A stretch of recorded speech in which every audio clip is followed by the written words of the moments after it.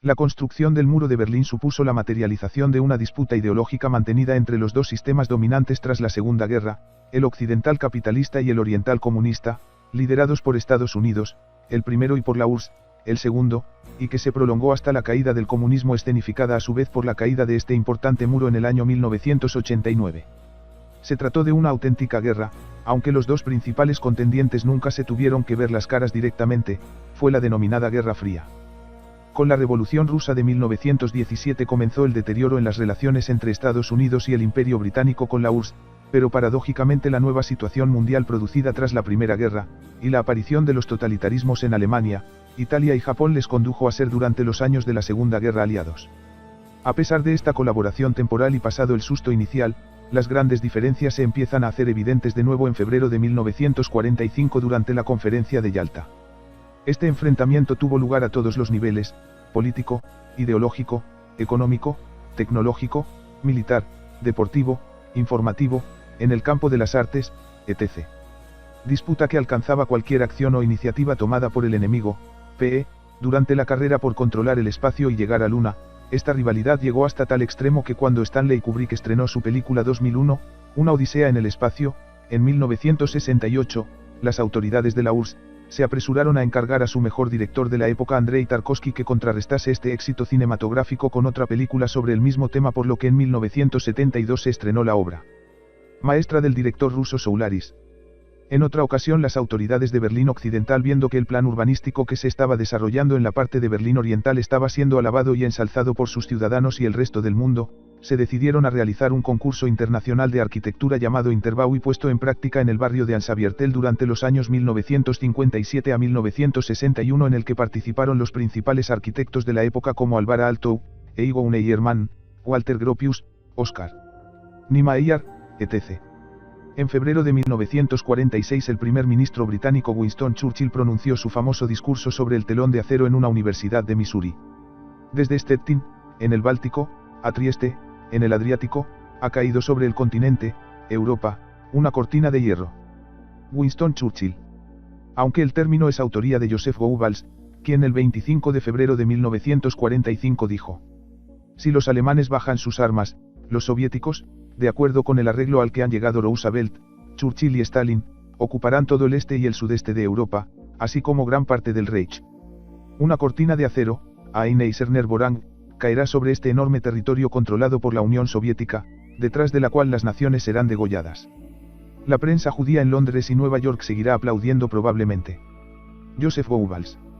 Este telón ideológico acabó por convertirse en un frente europeo que separaba a las dos potencias en conflicto, pero fue en una ciudad, Berlín, donde ambos ejércitos compartían un mismo espacio y se seguían viendo las caras.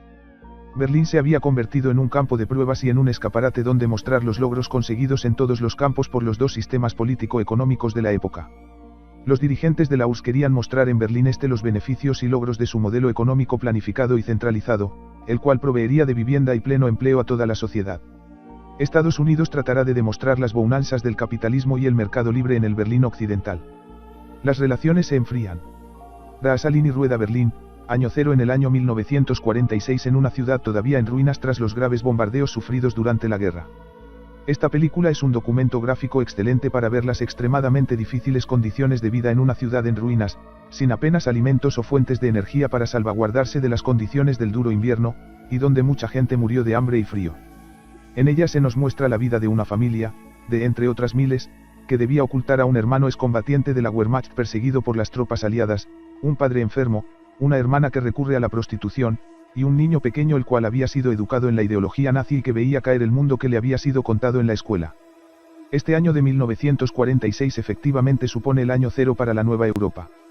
Las potencias vencedoras en la WWI deciden crear un órgano único, el Consejo de Control Aliado, para la administración conjunta de la derrotada Alemania nazi, pero este consejo empezó a convertirse en un mero órgano de carácter simbólico a partir del año de 1946, dada la escalada de desacuerdos y tensiones crecientes entre los aliados occidentales y la URSS.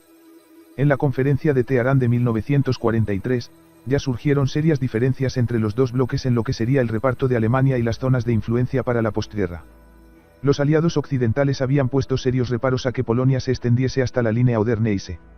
Sin embargo, finalmente accedieron, pero asegurándose en un documento escrito que sería la parte de Alemania bajo control soviético la que pagase las indemnizaciones de guerra por los destrozos causados por la Wehrmacht en su avance por el este. Esta decisión salió muy rentable para los occidentales, ya que le dejaban a la Alemania más rural la indudable carga que supondría el pago de las indemnizaciones del este, la parte más castigada.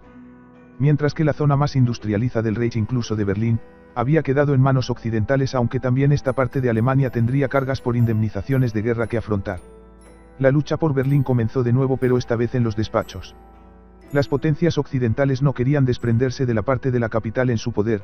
Los rusos presionaban para evitar tener un enclave enemigo dentro de sus fronteras, ya que todo el estado de Brandeburgo estaba bajo su jurisdicción y Berlín se hallaba en el centro. Todos los aliados querían estar presentes en la gestión de Berlín, solo finalmente y a cambio de territorios previamente ocupados por los norteamericanos, como fueron el estado de Turingia y Baja Sajonia. Los soviéticos firmaron el reparto entre las cuatro potencias también de la capital, Berlín. Como ya sucedió tras la finalización de la WWI, la primera preocupación entre los vencedores fue el castigo a la economía de Alemania, para anulándola evitar su peligro. De nuevo se volvía a cometer el mismo error, y las acerías fueron desmanteladas hasta los niveles básicos de subsistencia. Tampoco se permitía el libre comercio con Alemania a otros países europeos. Las grandes fuentes de carbón y otros minerales excedentes en suelo germano no podían ser cambiadas por alimentos de los que tan necesitados estaban los alemanes por aquella época. Los soviéticos dieron prioridad a la persecución de los nazis y en muchas ocasiones habían mostrado una crueldad manifiesta con todos los ciudadanos como venganza por los excesos cometidos por las tropas alemanas durante la Operación Barbarroja, comportamiento que a los alemanes les pareció indignante e insoportable. Esta fue una de las razones de por qué muchos de los alemanes prefirieron vivir en la parte occidental del país y de la capital. En 1947, a 2 años de finalizada la guerra, la economía europea seguía sin tener crecimiento. Esta había dependido siempre de la base industrial alemana y de las importaciones de trigo y otras materias primas procedentes del este. El desmantelamiento de la industria alemana y la interrupción del comercio con los países del este lo estaban dificultando. De nuevo, ambos bloques quieren gestionar este problema desde ángulos diferentes. Los rusos quieren insistir en el castigo y desmantelamiento de la industria pesada alemana. Los occidentales ven cómo la pobreza y dificultades crecientes en la Europa de la postguerra estaban creando descontentos, huelgas y problemas sociales. Había que cambiar la política económica seguida hasta el momento. Además, si Alemania era capaz de recuperarse por sí misma, le podrían ahorrar un gran número de impuestos a sus contribuyentes. A instancias de un informe facilitado por el general Klein y su Estado Mayor, máxima autoridad en el sector americano de Berlín, Truman decide cambiar la Directiva de Ocupación Punitiva JCS 1067 y reemplazarla por la JCS 1779.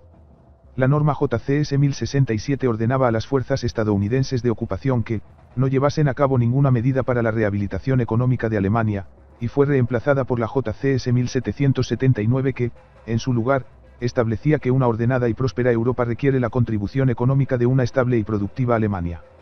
Es la época de la teoría de la contención con la que Truman piensa poner coto a la expansión del comunismo en Europa. Se trataba de contener el comunismo detrás del telón de acero o incluso atraer hacia su modelo económico a algunos de los países en la órbita de Moscú.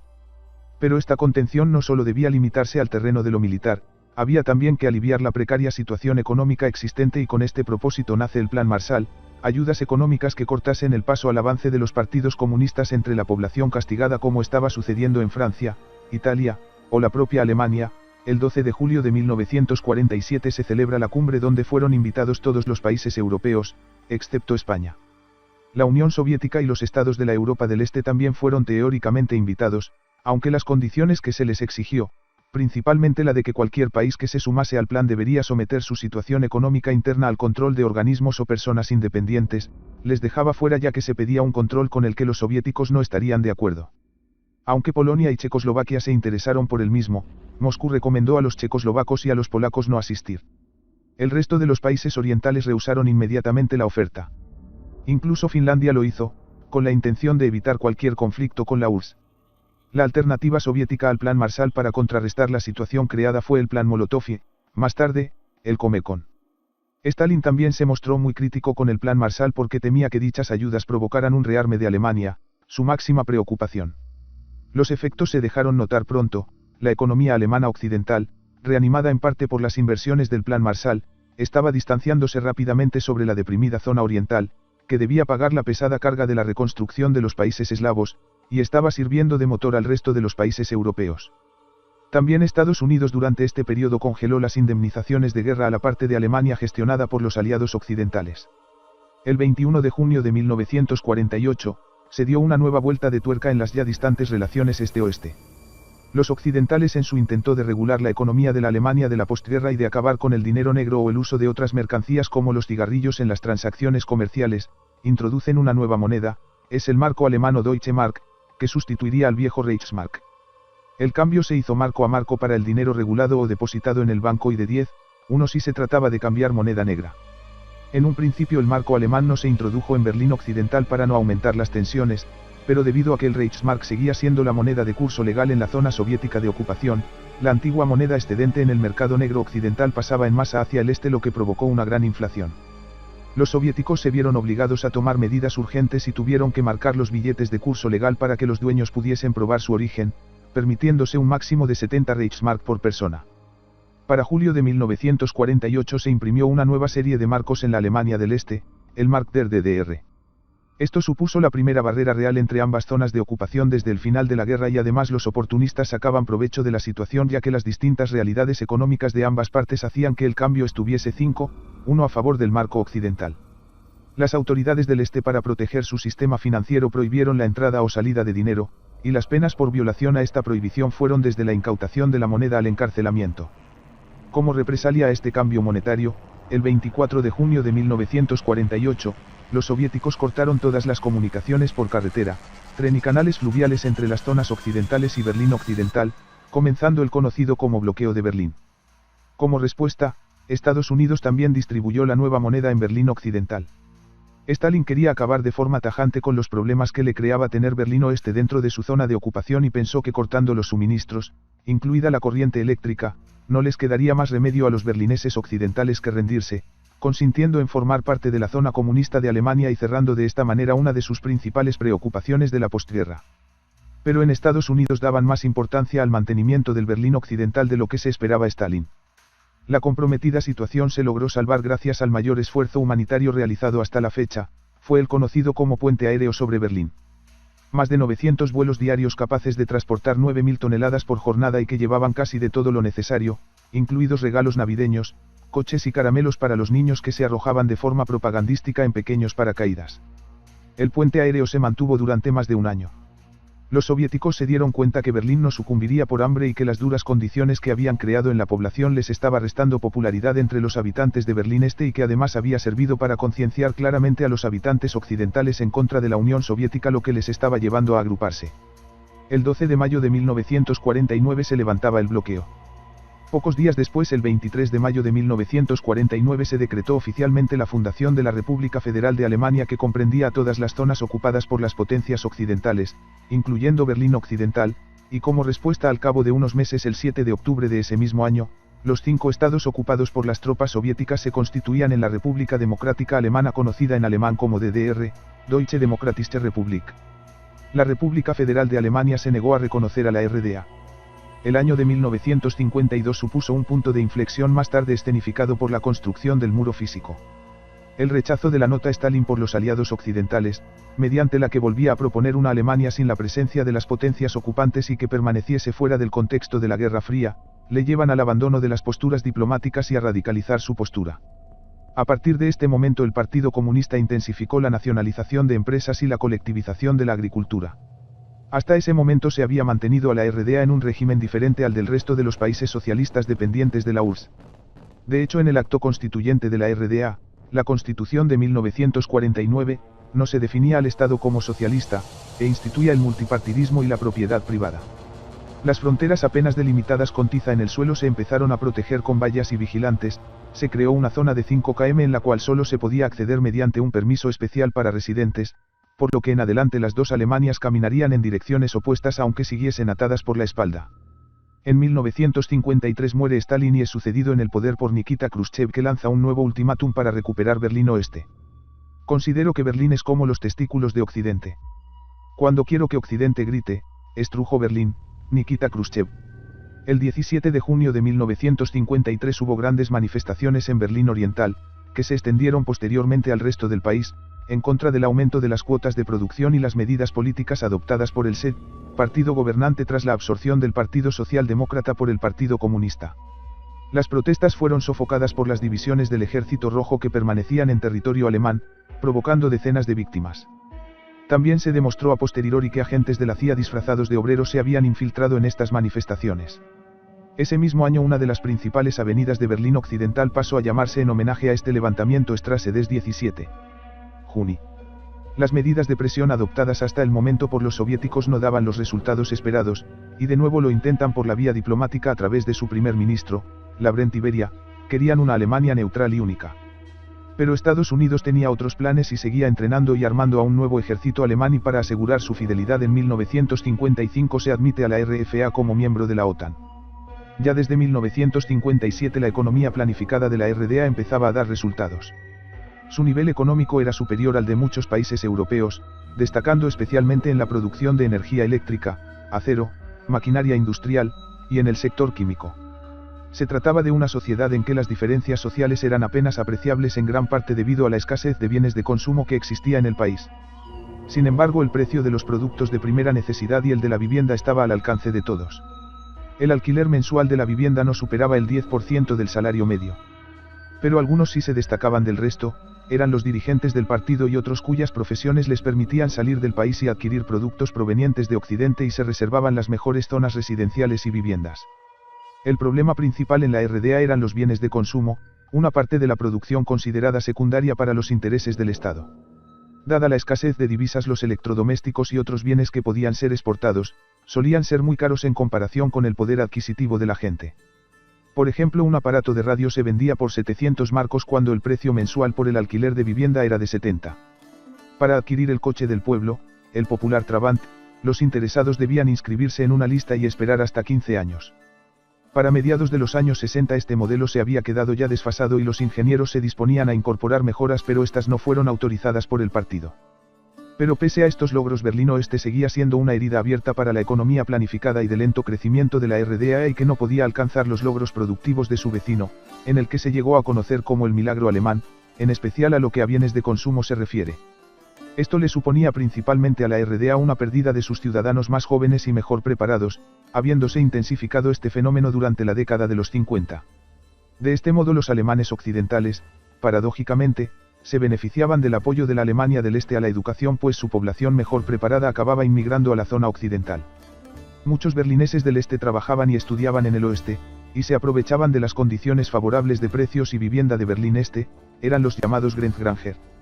La falta de libertades, unido al temor a una confrontación mundial, hizo a muchos berlineses del Este querer pasar hacia el otro lado. Otros muchos empezaban a creer en el sistema socialista, pero lo cierto es que el paso oeste-este apenas se dio, salvo algunas excepciones. El presidente de la RDA, Walter Ulbricht, solicitó a Khrushchev tomar algún tipo de medida drástica al respecto. El 18 de noviembre de 1956, durante un discurso frente a embajadores del bloque occidental en Polonia, Khrushchev dijo: «Os guste o no, la historia está de nuestro lado. Os enterraremos», lo cual fue interpretado desde Washington como una clara intención bélica del bloque del Este.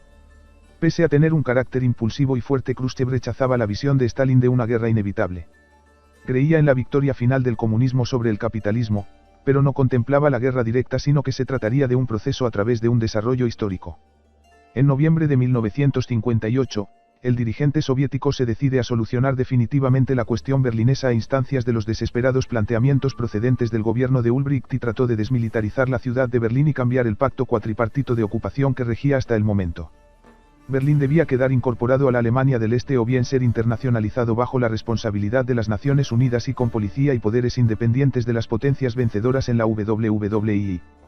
En esta ocasión Nikita Khrushchev dio un plazo de 6 meses para aceptar esta propuesta, lo cual fue tomado como un ultimátum por los occidentales. De no hacerlo, la URSS firmaría un tratado de paz independiente con la Alemania Oriental que le permitiese controlar sus fronteras según sus propios criterios. La OTAN rechazó el ultimátum y a mediados de diciembre, Khrushchev abandonó la idea a cambio de una conferencia en Ginebra para dilucidar la cuestión berlinesa. Se celebra la Cumbre de Ministros de Asuntos Exteriores en Ginebra en el verano de 1959, seguida de un posterior viaje de Khrushchev a Estados Unidos en septiembre de 1959 y de una posterior conferencia de las máximas autoridades de las 4 potencias en París en mayo de 1960. Pero unas semanas antes de la misma la URSS había derribado a un avión espía americano U-2 que sobrevolaba su territorio y las posturas encontradas impidieron alcanzar ningún tipo de acuerdo. Finalmente en la primavera de 1961 se fija un encuentro entre Khrushchev y un joven y debilitado presidente de los Estados Unidos, J.F. Kennedy, quien afrontaba el encuentro tras el fiasco norteamericano 6 semanas antes en Bahía de Cochinos. Khrushchev pensó que sacaría algún provecho de esta situación y su intención era presionar fuerte por la cuestión berlinesa, pero mientras Kennedy trataba de alcanzar algún tipo de solución pragmática a la situación, Nikita se limitaba a ningunear y presionar al joven presidente diciendo que las tropas occidentales estaban rodeadas en Berlín Oeste y que no tendrían opciones. No hubo tampoco ningún avance. Kennedy se mantuvo firme, no cedería en Berlín bajo ninguna amenaza, pero Nikita sí sacó en claro de esta reunión que al menos Estados Unidos no interferiría en lo que los soviéticos hiciesen dentro de sus propias fronteras. Kissinger opinaba de Khrushchev que se planteaba la política como un ajedrecista con capacidad de brillantes y contundentes aperturas pero que luego dejaba morir la jugada hasta ver si el que se rendía era su oponente. Pero ni Khrushchev con su fuerte temperamento ni Kennedy pensaban en la guerra. En julio, a medida que se agravaba la crisis de Berlín, el flujo de huidos a la parte occidental se convirtió en un torrente. En 1961, el 20% de la población activa en territorio oriental había emigrado a Occidente, unos 3 millones de personas durante el periodo que va de 1949 a 1961, entre ellos los profesionales mejor cualificados. Ulbricht estaba desesperado y volvió a reclamar insistentemente a Khrushchev que firmara un tratado de paz independiente con la RDA que le permitiera tener el control sobre sus fronteras, la única forma de salvar el país. Tras la visita de Ulbricht a Khrushchev durante las reuniones de los países miembros del Pacto de Varsovia del 3 al 5 de agosto, el Servicio de Inteligencia norteamericano redactó el siguiente informe. Las informaciones disponibles muestran que el régimen de Pankow trata de obtener el beneplácito de Moscú para poner en vigor medidas rigurosas de bloqueo. En particular el bloqueo de la frontera de Berlín con la interrupción del tráfico de metros y tranvías entre Berlín Este y Berlín Oeste. Queda por dilucidar si Ulbricht será capaz de obtener un acuerdo tal con Moscú. A pesar de todos los esfuerzos realizados por el sistema comunista para industrializar a la zona oriental del país y de Berlín, los germanos preferían seguir viviendo en la parte occidental. Solo el día 12 de agosto habían cruzado la frontera 4.000 personas que huían como aves que presienten la llegada de la tormenta. Khrushchev y Ulbricht alcanzaron por un fin un acuerdo. El muro se hace visible. La noche del 12 al 13 de agosto, en total secreto y en todos los puntos a la vez de un perímetro de 150 kilómetros alrededor de Berlín Occidental, se cierra la frontera. Se tiende en principio para ello una barrera de alambre de espino, bajo la dirección y la vigilancia de la Volkspolizei, BOPOS, miembros de la policía fronteriza, precursora de los Grenztruppen, y de soldados del Ejército Nacional Popular. Todos los medios de transporte que aún comunicaban ambos Berlins fueron detenidos. Las líneas del tren municipal elevado, S-Bahn, y el metro, U-Bahn, de Berlín Occidental que circulaban bajo Berlín Este siguieron funcionando pero sin detenerse en las estaciones orientales, que quedaron como estaciones fantasma. Solo una de las líneas afectadas en la estación de Friedrichstraße permaneció en servicio, aunque bajo estrictos controles. Berlín había dejado de ser una sola ciudad. Walter Ulbricht estaba satisfecho, había conseguido parar la hemorragia demográfica que ponía en peligro su país y la idea por él defendida, eso sí, a la fuerza. Lo denomina muro de protección antifascista, con él espera ganar la guerra al capitalismo. En la mañana de aquel domingo, 13 de agosto, cambió de forma radical la vida de los 60.000 habitantes de la RDA que trabajaban o estudiaban habitualmente en el oeste. Las familias quedaron separadas, al principio cundió el pánico y trataban de coger el S-Bahn para ir a buscar a los familiares que vivían en el oeste, pero ya era demasiado tarde. Berlín eran ya, de facto, a partir de este momento, dos ciudades separadas entre sí por un paso infranqueable. De forma espontánea los habitantes occidentales reaccionaron protestando frente a los guardias de frontera. El policía de fronteras Konrad Schumann cuenta cómo eran insultados por los habitantes de ambas partes. Una anciana preguntó que cuándo podría coger el tren hacia Berlín Occidental, y un guardia le contestó: ya es demasiado tarde, estáis encerrados en una ratonera. El alcalde de Berlín Occidental, Willy Brandt, se personó en el lugar pidiendo calma y tratando de evitar una masacre.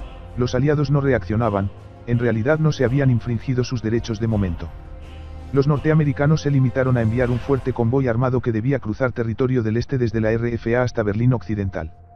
Con ello trataban de probar si los rusos respetarían en adelante su derecho de paso. Los guardias fronterizos les detuvieron, los contaron y sin más les dejaron pasar. Walter Ulbricht, durante una conferencia de prensa celebrada en Berlín Oriental unos meses antes de la construcción del muro, el 15 de junio de 1961, había contestado a una pregunta de la periodista Anna Marie Doerr. Entiendo su pregunta como que hay hombres en Alemania del Oeste que desearían que movilizáramos a los trabajadores de la construcción de la capital de la RDA para erigir un muro. No conozco la existencia de tales motivaciones, pues los obreros de la construcción de la capital emplean todas sus fuerzas principalmente en la construcción de casas. Nadie tiene la motivación de erigir un muro. Ulbricht fue el primero en emplear el concepto muro 2 meses antes de que se construyese. El pánico de verse encerrado se desata en la población y esa misma noche muchos intentan huir. Significativa es la imagen del joven policía de fronteras Konrad Schumann saltando sobre las alambradas de la calle Bernauer Straße N8 en Bernauer Straße. El muro lo formaron improvisadamente los bloques de edificios del lado este de la calle, al otro lado, la zona occidental. Familiares y amigos se vieron separados por esta barrera física. La parroquia que cayó en el lado este ya no podría ser visitada en los próximos 28 años, a decir verdad nunca más, ya que fue derribada. Nadie podía imaginar que este muro se levantaba con carácter definitivo. En principio a la gente le bastaba con saltar desde las ventanas del primer piso para caer al otro lado de la calle y verse libres. Al percatarse de ello los guardias de fronteras las cerraron con tablas. Posteriormente había que saltar desde el segundo piso descolgándose con sábanas o arrojando previamente mantas al suelo, y a su vez eran tapiadas posteriormente por los bopos. Cuando se daban cuenta de ello finalmente las autoridades del este se decidieron por derribar todos los bloques de pisos de esta calle y así ir creando una zona de seguridad. Los muertos de un cementerio también fueron trasladados. Era habitual también llamar a los bomberos occidentales quienes acudían a la hora y lugar acordado para tender una colchoneta elástica y colaborar en la huida. Actualmente se ha reproducido en Bernauer Straße una parte del muro y se ha instalado allí el sitio conmemorativo del muro de Berlín. Según la CIA, entre los presuntos huidos a Occidente en estas primeras horas han pasado muchos agentes secretos de la RDA. 3 días después se empiezan a colocar los primeros bloques de hormigón, también se va conformando una zona de seguridad. La confianza de los berlineses en Occidente se empieza a diluir. Willy Brandt envió una protesta enérgica al presidente Kennedy, pero este ni siquiera fue capaz de suspender sus vacaciones para tomar el mando de la situación.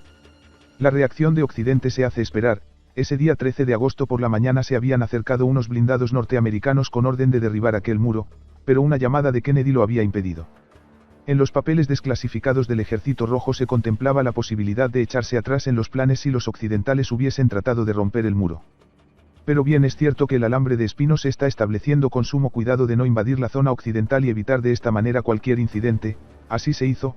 Los guardias fronterizos se mantuvieron 2 metros por detrás de la zona legalmente aceptada en los acuerdos de postguerra. El canciller de la RFA Konrad Adenauer pide calma por radio a la población. Solo el alcalde Willy Brandt protestó enérgicamente, pero Kennedy nunca tuvo en mente meterse en más problemas con los rusos a causa de Berlín, los cuales podían suponer la guerra atómica. La cuestión era dejar dividir Berlín a cambio de la paz. Una solución poco elegante, aunque 1000 veces preferible a la guerra. John F. Kennedy, presidente de los Estados Unidos. Alemania del Este detiene el flujo de refugiados y se atrinchera tras un grueso telón de acero. No se trata de nada ilegal. Harold Macmillan, primer ministro británico. El 16 de agosto de 1961 Willy Brandt convocó una manifestación como protesta que reunió a 300.000 berlineses occidentales junto al ayuntamiento de Schöneberg. La gente para mediados de septiembre ya teme lo definitivo de la medida al comprobar cómo se van poniendo cada vez más bloques de hormigón.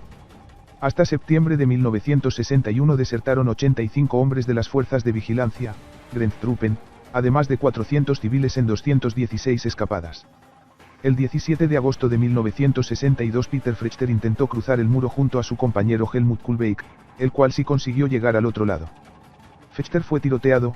Los berlineses occidentales observan cómo el joven de 18 años se desangra a escasos metros de donde están presenciando la escena.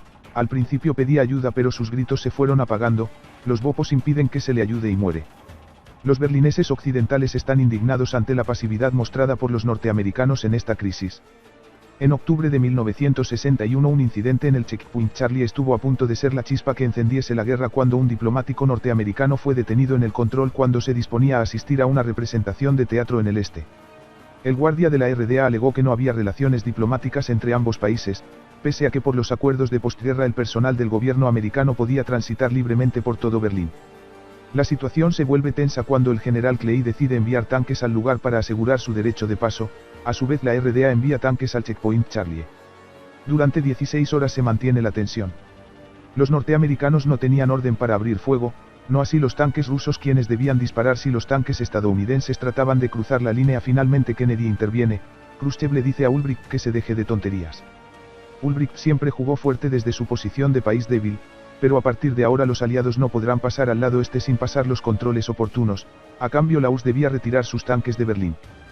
Para 1963 el muro había marcado ya una frontera visible entre ambas potencias, lo que paradójicamente había contribuido a apaciguar las tensiones existentes, a estabilizar la situación, y a que se disipase el temor a la guerra, a pesar de que quien tenía que pagar las consecuencias era la población berlinesa.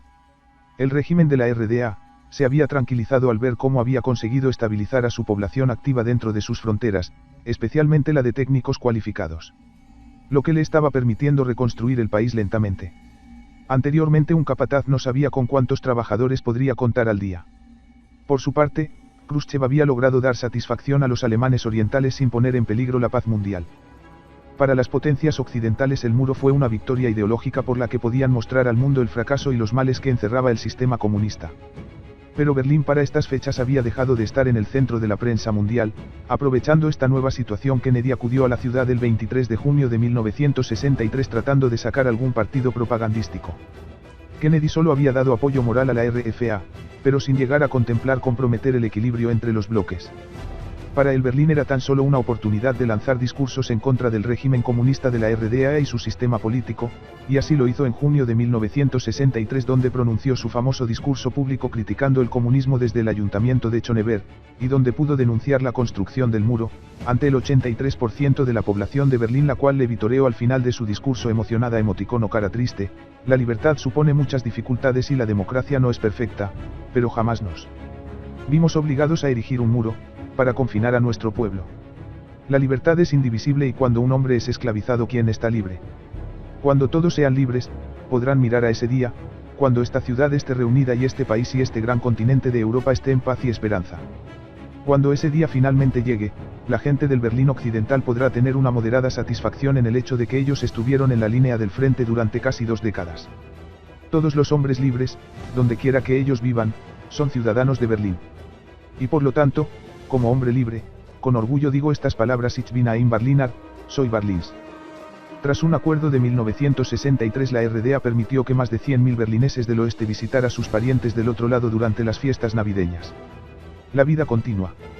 Escasez y censura marcaban la vida de la RDA, pero pese a ello muchos empezaban a creer en el sistema socialista y pensaban que si todos se quedasen se podría mejorar la situación. No había un ambiente de odio u opresión para ellos, ni tenían la sensación de estar encerrados detrás de un muro. Una de las principales envidias surgía con los viajes. Los occidentales podían moverse por todo el mundo mientras los del este apenas si podían permitirse unas vacaciones al lago Balatán o a Praga. Occidente seguía siendo un duro rival ofreciendo libertad y grandes almacenes, ante los muchas veces desabastecidos almacenes de la RDA. Los intentos de fuga continuaban, por todos los medios imaginados, en el motor de un Volkswagen, parando el metro cuando atravesaba las estaciones fantasma del este. Un guardia de frontera robó un vehículo blindado y atravesó de esta forma el muro. Túneles subterráneos, globos aerostáticos y aviones ultraligeros, todo era válido para abandonar la desesperada situación en la que se vieron muchos berlineses. Pero la Guerra Fría para estas fechas se estaba transformando en una pura competición entre ambos sistemas. A principio de la década de 1970, Willy Brandt y Erich Honecker emprendieron una política de aproximación entre la RDA y la RFA, fue la llamada Ostpolitik. Para ello Walter Ulbricht, opuesto a la normalización de relaciones con la RFA, fue apartado del poder. Su intransigencia incomodó a Moscú, y fue sustituido por Erich Honecker. La conocida como doctrina Ulbricht en contestación a la doctrina Hallstein imperante en la RFA, que buscaba la confrontación con quienes reconocieran a Alemania Oriental, querían que fuese un problema del pasado. Para Ulbricht el único camino de la distensión con la RFA pasaba por el previo reconocimiento por este país de la soberanía de la RDA. Con Erich Honecker llega la distensión. Este era un político que, pese a hablar de elasticidad y libertad, fue uno de los principales artífices del muro protector y en el cual siempre creyó. Ya desde sus inicios fue idea suya la necesidad de crear la zona muerta para disparar a los fugitivos. También había sido el encargado de firmar los reconocimientos y medallas cuando un guardia liquidaba a un huido, y bajo su mandato la Stasi, Servicio de Seguridad del Estado, aumentó sus dotaciones notablemente como precio para relajar más las fronteras. La RDA exigió que se le considerase un Estado soberano, así como la extradición de sus ciudadanos residentes en la RFA. Estas exigencias, contrarias a la constitución de la RFA, fueron rechazadas categóricamente. La Stasi llegó a convertirse en el servicio secreto más numeroso del mundo y en muchas ocasiones en uno de los más eficaces.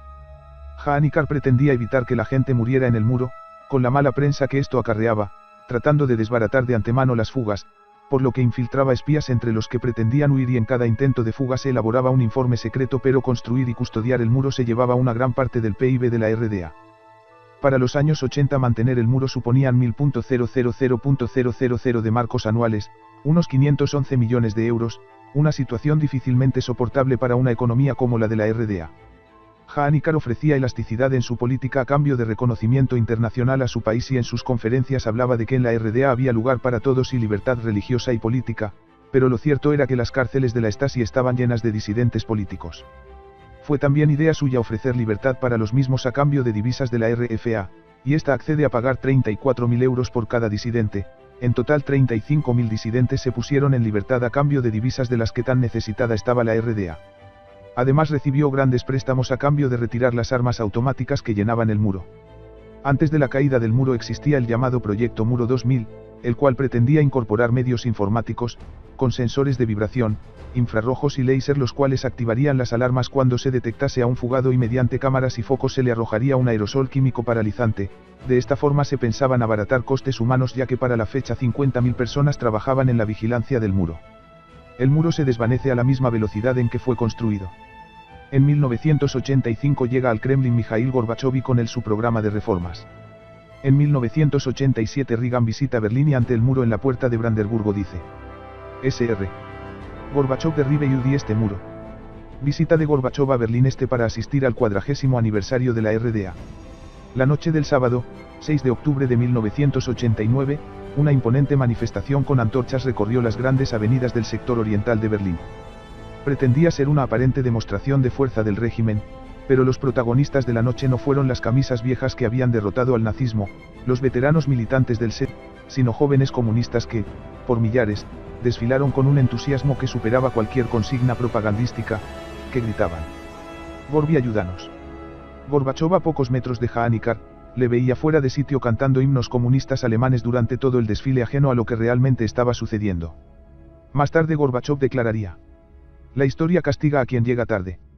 En una entrevista con la editora de The Nation, Gorbachov reitera que nunca quiso liquidar el comunismo, sino hacerlo viable. Pero Honecker quería seguir manteniendo un control férreo, sabía que cuando éste se relajase la RDA desaparecería. Opuesto a la perestroika, fue sorprendido por los acontecimientos que llevaron a la caída del muro de Berlín a finales de 1989, y los propios miembros del Politburo de la RDA le obligaron a dimitir el 18 de octubre de 1989, siendo sustituido por Eigo Unkrenz. En los días siguientes, pequeños grupos de jóvenes, amparados en pequeñas iglesias protestantes de las ciudades germano-orientales, Leipzig, Dresde, etc., comenzaron a salir a la calle pidiendo reformas. Las autoridades dudaron entre reprimir o abrir la mano. Pero Polonia, Checoslovaquia y Hungría estaban relajando sus controles fronterizos y la valla electrificada entre Austria y Hungría se desmonta. Muchos berlineses acudieron allí de vacaciones para pasar de lado dejándolo todo a sus espaldas. El portavoz del Politburo de la RDA, Gunter Schabowski, anuncia el 9 de noviembre de 1989, que los ciudadanos germano-orientales pueden salir al extranjero con entera libertad. Una periodista le preguntó, ¿cuándo? Y contestó, de inmediato.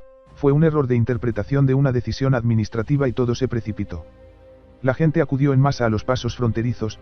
Ante tal presión los guardias recibieron la orden de abrir las puertas. En la caída del muro no hubo hazañas, ni revoluciones. Fue un proceso acumulativo que necesitó de un malentendido para culminar en un hecho histórico. Durante los 28 años de existencia del muro 40.000 personas consiguieron escapar, otras 75.000 fueron perseguidas por intentarlo, 1.3 mil personas murieron, al menos 136 en el propio Berlín. Slavoj Zizek opina de la situación del Berlín del postmuro. Un nuevo malestar se ha instalado y afianzado en la antigua Europa del Este, con tres componentes: nostalgia comunista, populismo nacionalista y paranoia anticomunista. No necesariamente enfrentados entre sí, sino conviviendo en el imaginario colectivo. Como se idealizó el capitalismo, no se aceptó que trajera inevitables desigualdades. Como los vencedores del cambio, fueron, en muchas ocasiones, los mismos que se habían aprovechado del paraíso comunista, una inevitable sensación de fraude caló hasta el tuétano de las capas sociales más vulnerables.